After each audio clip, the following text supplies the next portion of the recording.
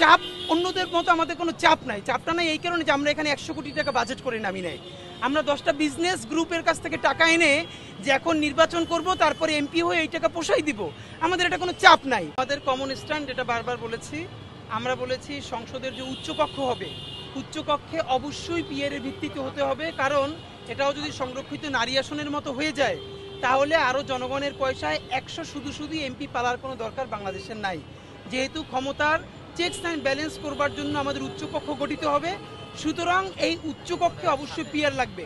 আর নিম্নকক্ষে peer idea হিসেবে আমরা এটার বিরোধিতা করতেছি না, নিশ্চয়ই এটাও অনেক দেশে আছে, কিন্তু বাংলাদেশের যে বর্তমান আর্থসামাজিক প্রেক্ষাপট আমরা মনে করতেছি এই অবস্থায় নিম্নকক্ষে পিয়ার আসলে ফিজিবল না।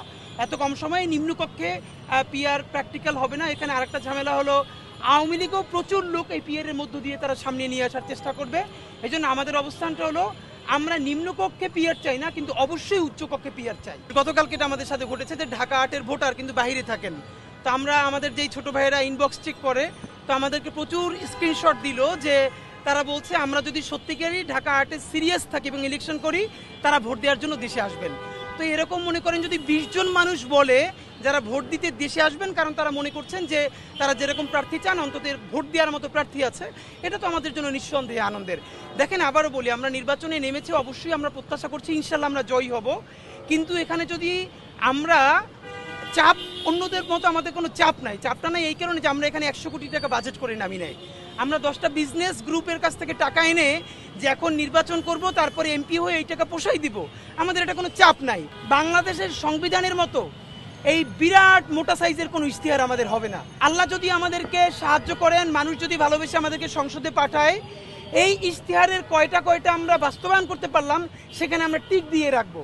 আর যেটা বাস্তবায়ন করতে পারবো না, কেন পারলাম না, সেটার দায়বদ্ধ আমরা জবাব দিতে দায়ী থাকবো ইনশাআল্লাহ। যখন দেশে পিয়ার হবে নাকি কেমন নির্বাচন হবে এটা নিয়ে আলাপও শুরু হয় নাই, তখনই আমরা বলেছি আমি ঢাকা ৮ থেকে নির্বাচন করবো। এর কারণ আমরা মনে করি আমাদের এই রাজনীতিটা মূলত সাংস্কৃতিক লড়াইয়ের অংশ।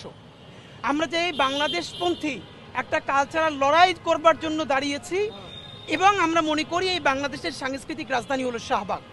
এই শাহবাগ ছিল আমাদের নবাব স্যার সলিমুল্লাহদের, আমাদের নবাবদের, যারা নিজেদের পয়সা দিয়ে ঢাকা বিশ্ববিদ্যালয় তৈরি করে দিয়েছে।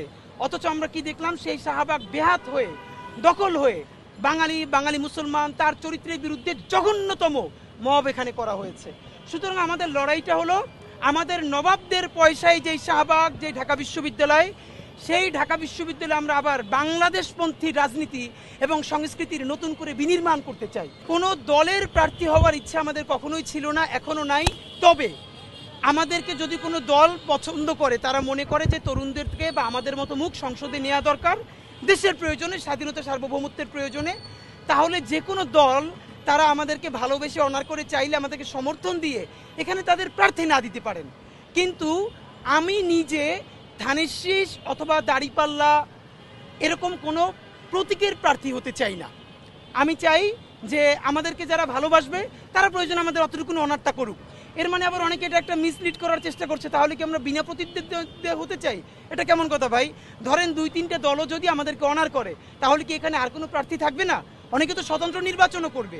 আমরা বরং আপনাদের মাধ্যমে অনুরোধ করতে চাই, আমাদেরকে কোনো দলীয় প্রার্থী না করে বরং আপনারা বাংলাদেশের স্বাধীনতা সার্বভৌমত্বের পক্ষে যে লড়াইটা, এটাকে বেগবান করার জন্য আপনারা আমাদেরকে সহায়তা করুন। আপনারা চাইলে আমাদেরকে সমর্থন দিতে পারেন।